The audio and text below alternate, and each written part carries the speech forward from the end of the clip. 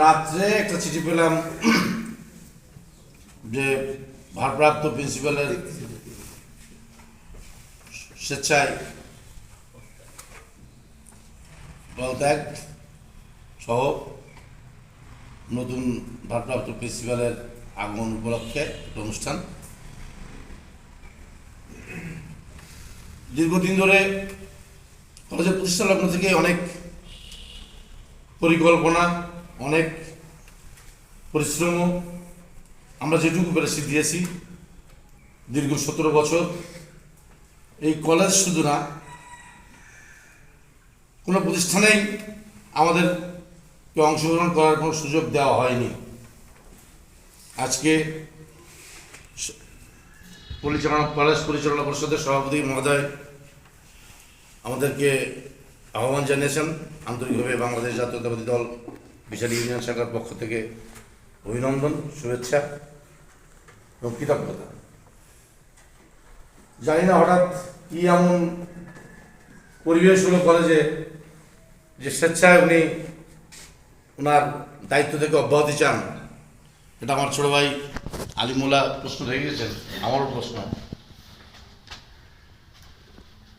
আমাদের ব্যক্তিগতভাবে এই কলেজকে নিয়ে কোনো রকম বাজে রাজনীতি, অপরাজনীতি করার কোনো সুযোগ নাই। এই কলেজের জন্মলগ্ন থেকেই আমাদের এই প্রতিজ্ঞা ছিল।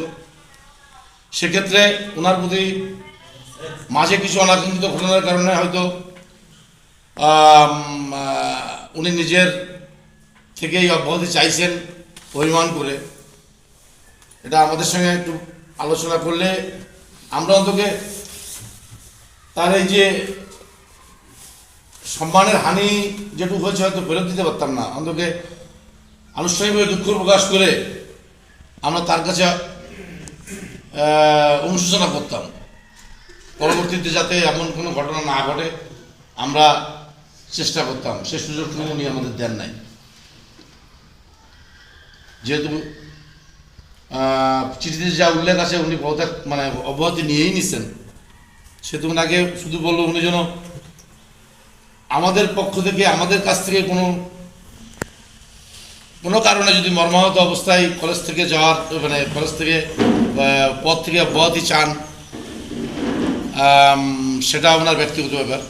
কিন্তু আসলে যদি কোনো আমাদের পক্ষ থেকে কোনো দুর্ঘটনার কারণে উনি দুঃখ পেয়ে থাকেন, এই জন্য আন্তরিকভাবে আমরা দুঃখ প্রকাশ করছি।